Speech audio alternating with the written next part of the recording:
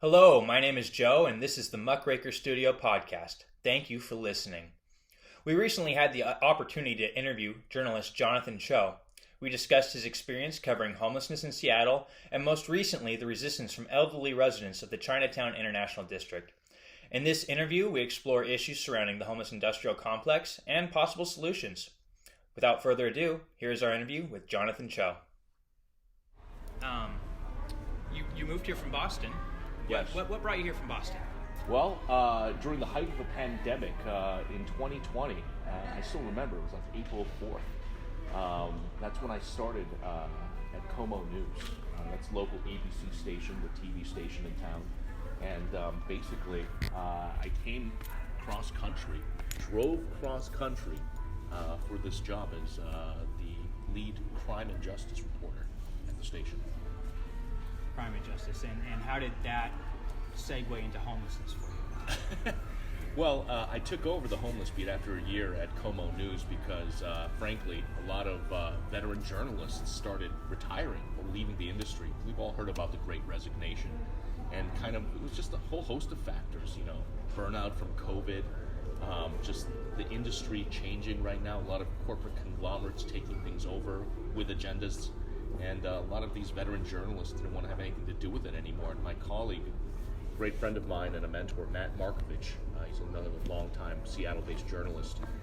He left the station to go to a competitor, and I was offered the homeless beat that was called Project Seattle. Mm-hmm. And even before coming to Seattle, I did a lot of work in inner-city Chicago. I spent time in Chicago as well, and homelessness. It's just something that's always been near and dear to my heart. So I've always been on the volunteer side.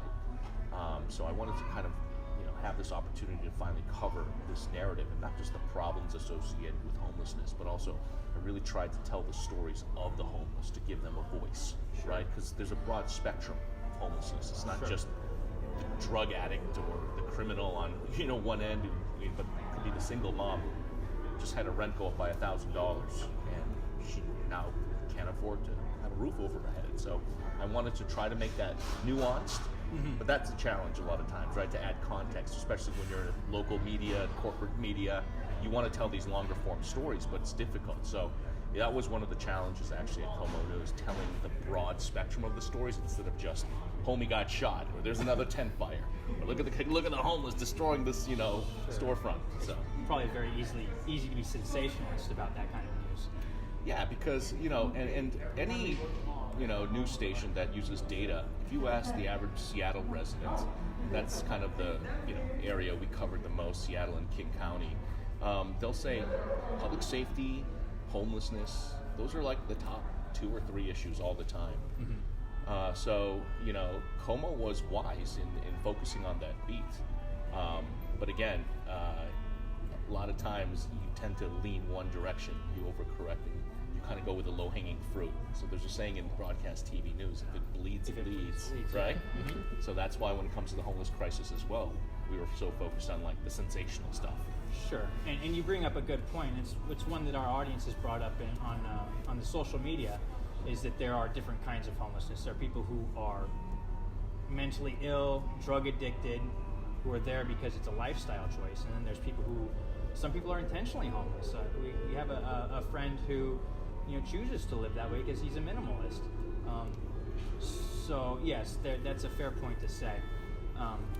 Yeah, and that nuance, that spectrum, what you just said, a lot of times when I was at Como News, and as you guys now know, I'm independent and I'm at Discovery Institute, where I have more freedom to cover these types of stories. But when I was at Como, a lot of times they didn't want us to focus on the stories that talked about that nuance, right? Mm-hmm. Sure.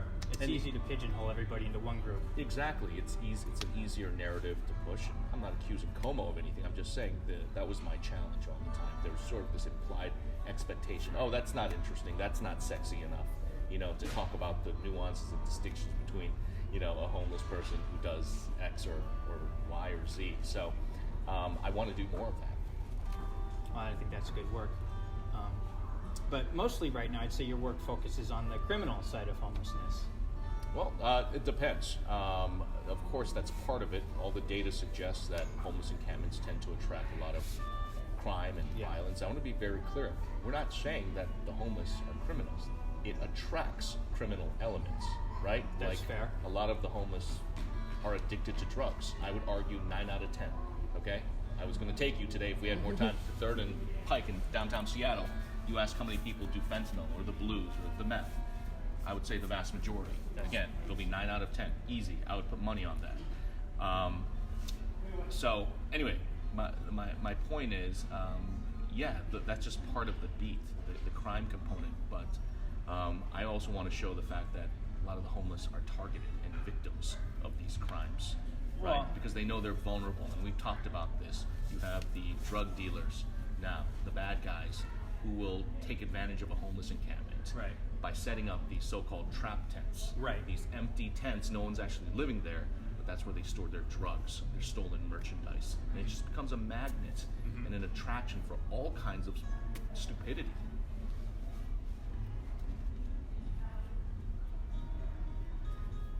And then obviously you have a problem where they're stuck now in a situation where they're easily exploited and somebody's making money.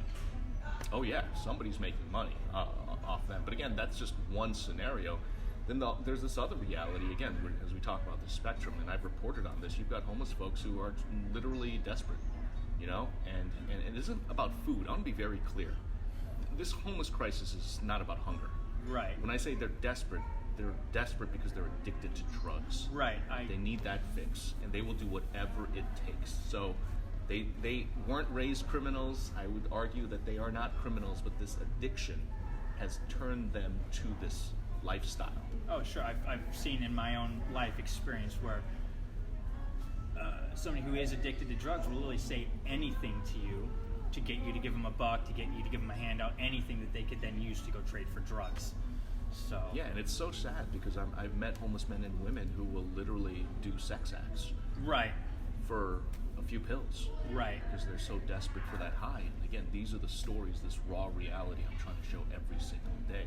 Again, I don't want to paint just one picture of what the homeless crisis really is, and I admit I'm the only guy left in the game when it comes to video narratives here in Seattle telling and showing these stories, and that's why we need more journalists, more news organizations, especially independent citizen journalists, to get into this. Because the news, like we were saying earlier, isn't going to do that job as readily. Yeah, there are other agendas. I mean, watch the local newscast, especially TV now these days. What are the top issues? Like I said, if it bleeds, it leads. But then, hey, let's go to the weather now, Bob. And how's the traffic out there? Oh, and let's do our 2 minutes of sports. And you know that better than anyone. Yeah, the Mariners win again. Back to you. Come on. I mean, that rinse-repeat cycle, after a while, I think most sophisticated consumers, especially in this region, this market, I mean, people here are educated. They know after a while that it's formulaic. They're looking for more. They're looking for something more in-depth, something even more local to their community. And this crisis, the homeless crisis, the crime that comes along with it at times, it really is impacting people. Well, and that's a perfect segue, because a lot of your work recently has been focusing on how the residents of the Chinatown International District have been affected by that crime. Yeah, and which goes back to kind of this, you're going to notice a theme. I tend to pick up on stories that I believe are a big deal because it impacts the community on so many different facets. But the mainstream media, I'll give you a perfect example. The Seattle Times didn't pick up on this story until 3 weeks into the marches and the protests. I know because I was counting down the days and asking, when will the Seattle Times start to cover this? It got to a point, it was kind of a running joke. I was kind of making reference to no mainstream media here again at rally number 4. Sure.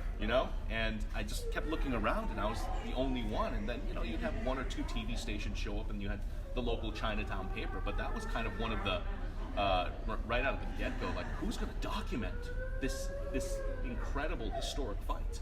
And we can speak to that too.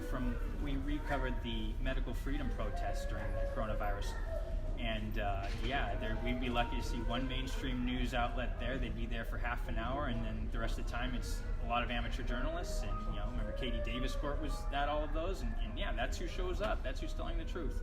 Yeah, and I'm going to tell you right now, I guess the right word is democratized at this point. These platforms now, the social media platforms, I mean, that you can put your voice on, you can put your content on. But I'm going to be picking up this iPhone. I mean, your audience right now can't see what I'm doing, but I'm picking this up. But I'm going to confess to you right now, this is the worst kept secret, but the iPhone is all I use now to gather everything. Sure. All my insane videos that I have up on fixhomelessness.org, our Discovery Institute Wealth and Poverty Team's website. Quick plug there, as well as my social media channels at Choe Show on Twitter. I just use an iPhone to gather everything. You should use this. Hopefully others listening to this will say, oh my gosh, that's it? This dude, all he does is use an iPhone? Yeah. This should be encouragement. Anybody can do this if you have the will to do it. Well, that's another great segue into a question I have for you is what roles are there for citizen activists to help out here? Do they have a chance? Do the activists have a chance without the media covering them? Should the activists become their own media? Like, how does all that work to your mind? Man, that is a fantastic question, Joe, because that's a question I think a lot of academics right now, a lot of J schools are starting to realize as well. So I want to make this distinction very clear right now, because you asked me a few questions there. I still consider myself, despite what all the critics say or whatever I've been called everything under the sun, I still consider myself an objective journalist. I would agree. And all that means is simply that I have my own value system and the way I see the world. We all do, whether or not we want to admit it. But I try, and that's the operative word, right?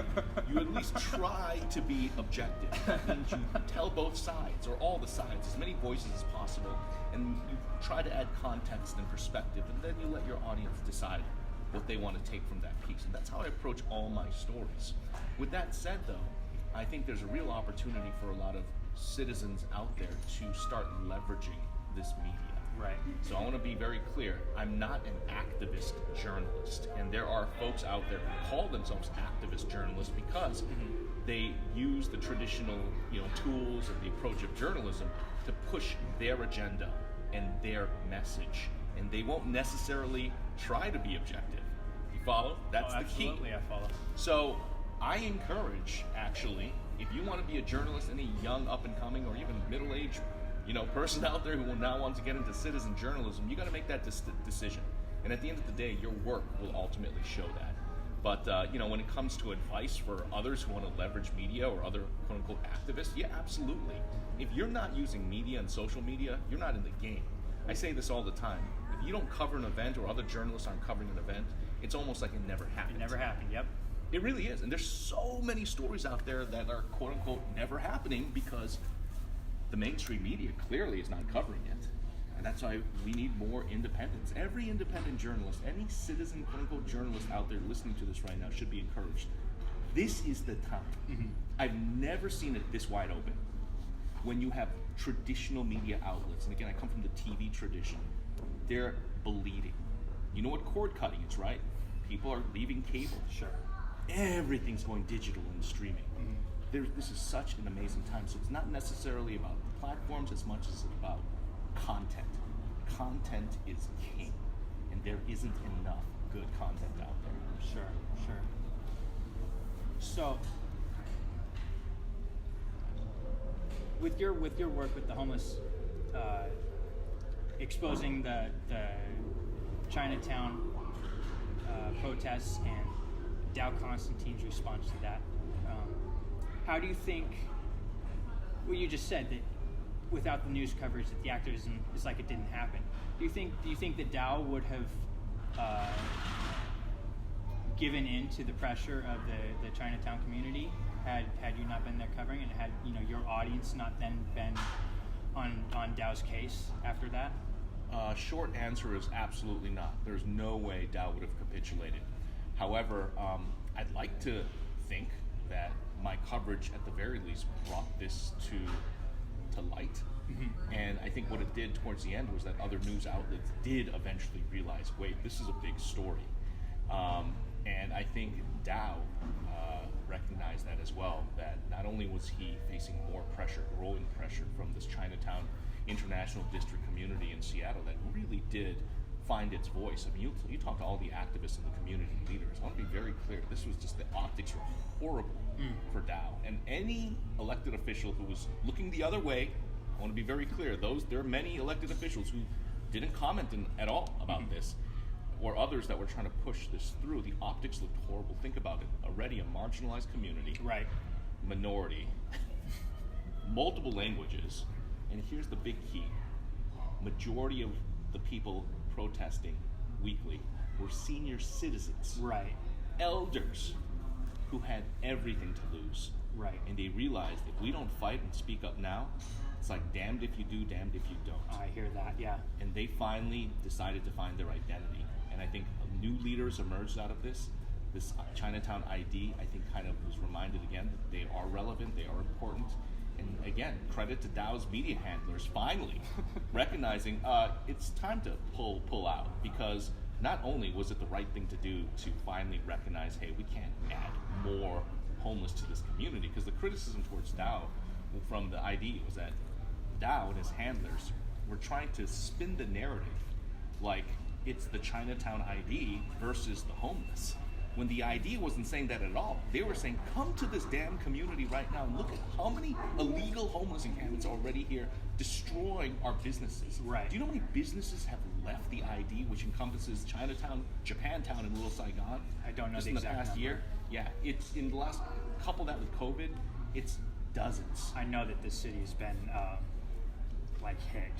hit economically very hard. Yeah, and the fact that Dow didn't have a public safety plan, and he said publicly, and again, it's the journalists, the other mainstream journalists weren't asking these questions.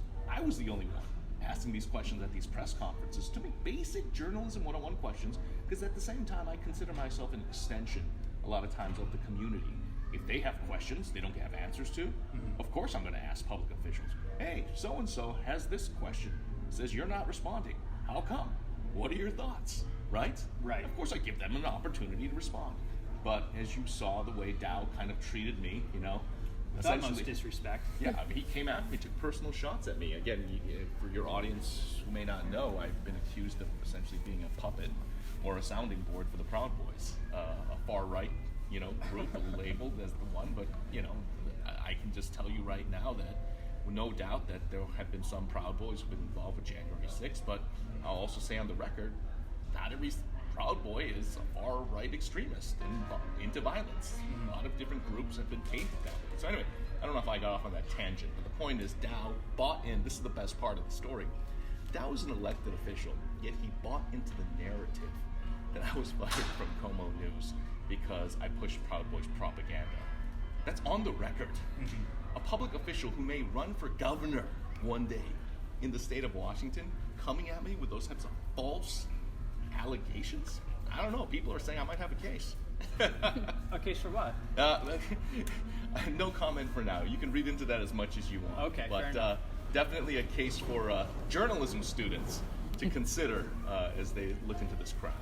We call him Dow Con Mantine for a reason. We don't trust him at all, and we'll go on the record with that.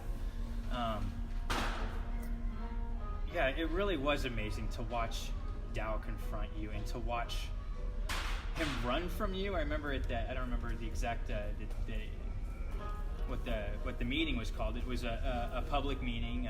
You were there. It was a press conference. A press conference, yeah. And he just, Jonathan Choe, nope, I'm running away. Oh, and he saw me, yeah.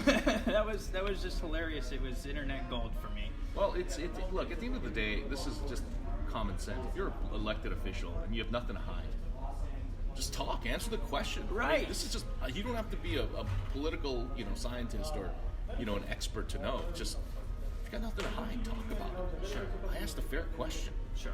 It was basically, why aren't you responding or talking to the ID? Why are you trying to ram this through without consulting them? Let that sink in.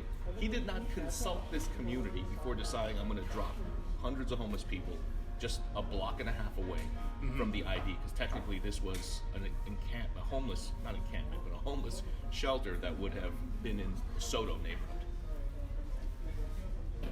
And I think that brings up a good point of Dow not seeming like he cares. It makes me ask, why doesn't he care? And is there something else going on there? People talk about a homeless industrial complex. People suspect that there's people, it's not a suspicion, we know that there are people making six-figure salaries off of the homelessness issue.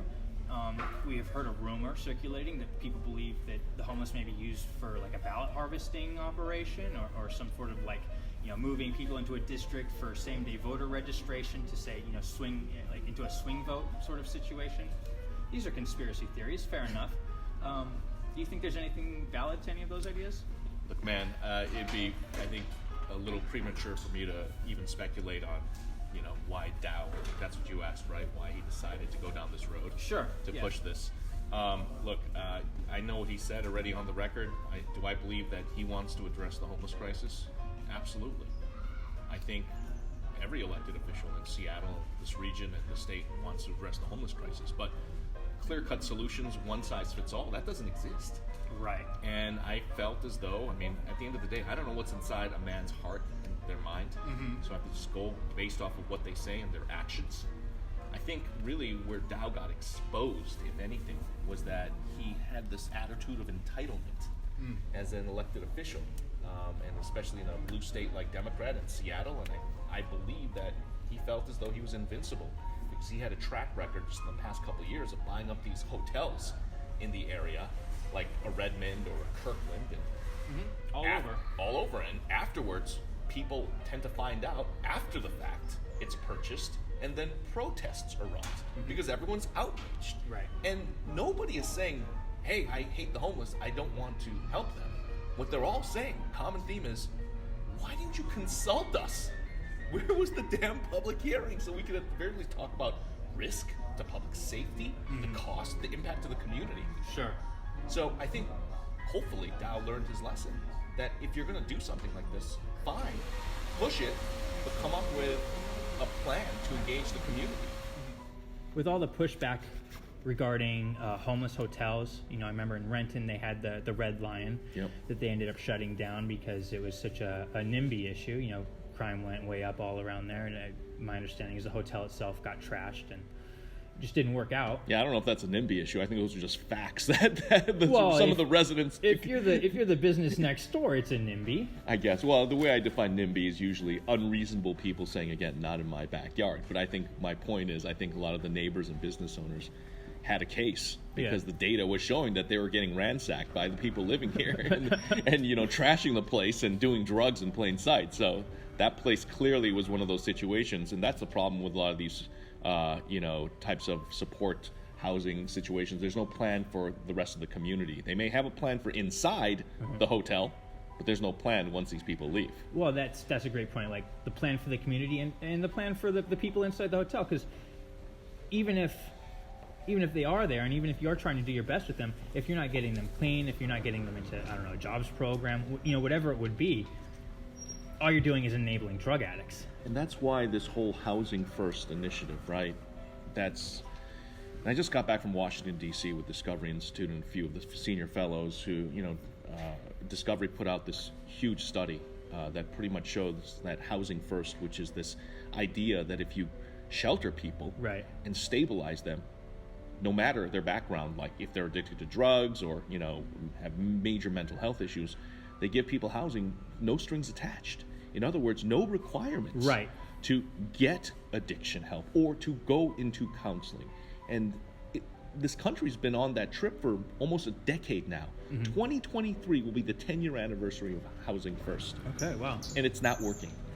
So the question now becomes, and I think a lot of reasonable people in our state are sick of paying all of our tax dollars into these programs that are not working. Bingo. Yeah. So at a certain point, where's the accountability? Where's the measurement of the metrics? Who's keeping track?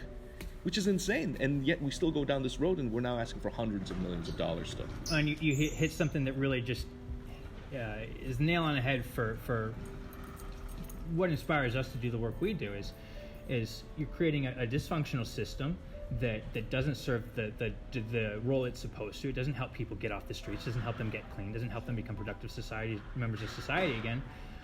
But what you do have in this state is a state that's structured economically so that taxes are levied most heavily against the poorest people.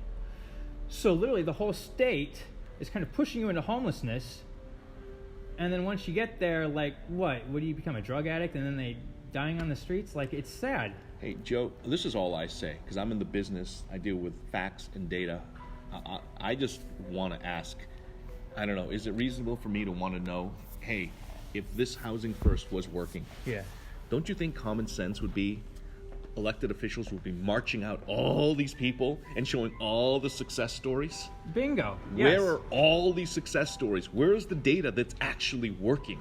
Instead, you just hear, we need more housing. We don't have enough housing. Right. We need more affordable housing. It's the same talking points, man. We need to continue the program that doesn't work. Yes. We need to continue taxing the people who can't afford to pay because they'll end up being there. That's my theory. Anyway. And yet, no one's pushing back. And they should be. And at the very least, this goes back to the role of the quote-unquote media and journalists. We should, at the very least, our job is to be the fourth estate. We're supposed to be watchdogs. But when the fourth estate and the watchdogs are crippled and don't have all the guns right now to go after this is what you're seeing. Nobody is scrutinizing elected officials right now. Very few are across the region, and that's why, think about it. I always say this now, just in the past couple of years, especially with this great resignation everywhere, but especially in local journalism, local officials, if I'm an elected official, it's a free-for-all. I love it, because I'm just hiring now. This is the best part. A lot of journalists now are leaving the industry to go and become PR hacks, with all due respect to the PR industry. But they're working also for the city, the region, the government. So what's happening is these elected officials are stacking their teams with the best of the best, who should be journalists covering them, but the roles have been reversed now. So essentially, government officials have outgunned the journalists. And you have all these kids coming into the business now. Again, I'm really speaking from the TV side. They just want to be on TV, many of them, and they're going to use like a Seattle market to jump to a new market, because the cost of living here is ridiculous. Right. Don't get me started with that. But my point is, I'm afraid for our industry, locally especially, because again, I challenge you. You do research. Find the TV journalists who are robustly, ferociously covering elected officials. I don't even know if we have any TV reporters covering Olympia right now. Right? I'm not aware of that. Yeah, it's a lot of the print folks, and it's a handful, and we're even losing them. So at the end of the day, who's going to cover our elected officials? No wonder our elected officials can come at me and say, oh, you're not a journalist. You work at a think tank. But actually, I'm doing the work of journalism. Right. You know? I mean, this is crazy. But they can say things like that now, knowing that if they ice me out, they don't have to deal with others, because no one else is going to be asking these ridiculously, in my opinion, reasonable questions. But to our elected officials, any question that confronts or questions the success or their policies, here it seems to get a lot of pushback, and we just want to avoid you. We're going to ice you out. Well, we don't want to question whether or not their policies are working. That might, hurt the campaign contributions and the machine, else. the Democratic machine. The machine, Yeah. perfect, yes. And by the way, I don't want to be too partisan, but it just happens to be we live in a blue state, so all the people making the decisions, most of them happen to be Democrats. So And that's why we take such a strong anti-democratic party stance on our blog, and fair enough. Yeah, and if there were Republicans on the other side doing the same stupid things, I'd call them out as well. We would I just too. want to make that very clear. We would too. We would too. So solutions. What solutions do you see? That's the question that I think, if you're coming at me as a journalist, like in terms of public policy, I'm just going to say I'm not an elected official, so that's not my problem. Okay, I don't work for the homeless industrial complex. Okay, so that's not my problem. Well, you're not going to get solutions from from a complex that profits off of a problem. Well, I've alluded to this earlier. I think the solution is, from a journalist standpoint, is we just need people, men and women, who are just 100% committed to this craft and who recognize. And again, right now I'm on this beat because I believe it truly is. I'm not doing it for a paycheck. For me, this is like calling stuff, right? Like, I really believe that if I'm not doing this, who's going to be doing it? No, I really mean that. Like, who else is going to do this? Yeah. There's no one else in Seattle covering this beat from a video standpoint to show visually. Look, the Seattle Times officially has a beat called Project Seattle. Mm-hmm. I believe that's what it's called. It's Project something. But it covers the homeless beat. My point is, but they're not, they covered the Chinatown International District 3 weeks after the fact, right? Okay. How the protests emerged there, and then the homeless megaplex there. So I know we can't count on kind of the local papers to cover this day in, day out, but at the same time, I can't cover this day in, day out either. I can't get to every single homeless encampment or every community. My DMs, my emails, bombarded I want to share more of these stories. I want to give these stories away to the community and say, please go cover this. So immediate solutions, look, local media needs to start covering more of this stuff. That's a no-brainer. However, in terms of practical, real steps, citizen journalism. At least when it comes to Seattle, this region, this state, there is such an opportunity right now because I told you earlier, everyone has an iPhone now. You can easily access free editing software. You can access social media as long as you're not saying crazy stuff. No QAnon conspiracies or anything like that. So you get kicked off from Twitter or YouTube. And you just create your own beat. It starts in your neighborhood. I'm literally talking about your block. Get like 10, 20 people together, sit them all down and ask, what are the biggest issues in our community? But here's the key. It also requires you to get to know your neighbors. Sure. At least it's a problem depending on, in many cities, you live in these little silos and you don't know who your damn neighbor is. Oh, sure. Everybody goes to work, they come home, they watch TV. Clock in, clock out, watch some football, Netflix, whatever, but no one's saying hi to each other. Right. That's why I wanted to meet with you guys. Who are you guys? Who are these like-minded people? Let's encourage each other. And imagine if that happened in every community and neighborhood. You could create a powerful movement, a video journalism-driven movement. That, to me, is no-brainer, immediate solution that can be done with very little barrier to entry. So getting as many citizen journalists out there as possible, getting eyes on the problem, and getting accountability from elected officials, it sounds like. Yeah, look, they can't run from the video. Like I said earlier, video don't lie. Imagine everyone with their cell phones out recording a problem in their neighborhood every single day, taking that and bombarding your local officials. Now, that leans more on the activist side. You're being an activist on behalf of your community for your agenda, so that's fine. But even out of that crowd, if someone wants to take kind of a journalistic lens, basic journalism 101, here's the problem. Go to your public officials. Hey, how do you want to respond? If they don't respond, then hey, so be it. That's their problem. But then you still tell that story, So anyway, before I get off on a tangent, to answer your question again, that's how I believe we can start to see immediate change when local communities take ownership of their stories. Okay? When you start to realize you need to own your narrative and protect it and preserve it, that's when I believe you're going to start to see real change, and I think elected officials can't ignore that. Sure. I think I'm running out of questions. Is there anything that you want to touch up on, maybe something you're working on next? Anything you'd like to close up with? Yeah, I think leading into the new year, I'm going to be working on kind of this part 2 of this series I started, Seattle's Unending Drug Crisis. It's just so sad that we're losing an entire generation to addiction. And I'm trying to expose some of the issues that and policies in place, like this harm reduction thing, needle exchange. No. There's no needle exchange. It's one-way needles going out. Sure, that's right? Why they end up on the streets. Yeah, and that's the problem. And I'm working on a story right now, at least in King County. In my minivan right now, I have hundreds of brand new needles, Narcan, glass crack pipes, because they give this stuff out. I get it. I get the premise of harm reduction in that you don't want somebody dying of a disease after sharing a needle. Right. I get that. I get that too. I don't want people getting diseases and dying of a disease when they're dealing with an addiction to begin with. But there's got to be something more in tracking, like tracking the people to see if they're doing well. This goes back to accountability. Okay, you're going to give out these needles to this person. Are you tracking how this person's doing, whether or not they're now doing this, but at the same time getting help? And doesn't that just amount to enabling? Exactly. When you're not, at the very least tracking and regularly caring for someone, because right now, think about the people behind it, the people who stand to benefit, which goes back to kind of this homeless industrial complex The whole conspiracy theory, yeah. Well, somebody benefits. The people who sell the needles, somebody who sells this Narcan, the glass pipes, somebody's benefiting, right? If this thing keeps going. It's obvious. And exactly. If homelessness ends, and I don't want to get off another tangent, people lose jobs. Basically, yeah. There are people right now who do not want homelessness to end because they're making millions of dollars off this industry. That's what we're talking about when we're talking about the homeless industrial complex, right? Right. That's insanity. That's proven. You don't have to go to conspiracy theories at all. And that's just proven. Yeah, and it's just going to take some courageous local leaders and leaders in general, and hopefully journalists, to just continue to expose that and do something about it. So I'm just one cog in the wheel. And hopefully you guys continue your journeys as well, and I'm always here to help. So that's it. Yeah, I really appreciate it. Jonathan Choe, journalist. He's on Twitter. You can find him at Choe Show. He's also working with the Discovery Institute. Did I forget anything? And I'm still here in Seattle, and I love the community, so I'm here to serve. That's it. Jonathan Choe, thank you very much.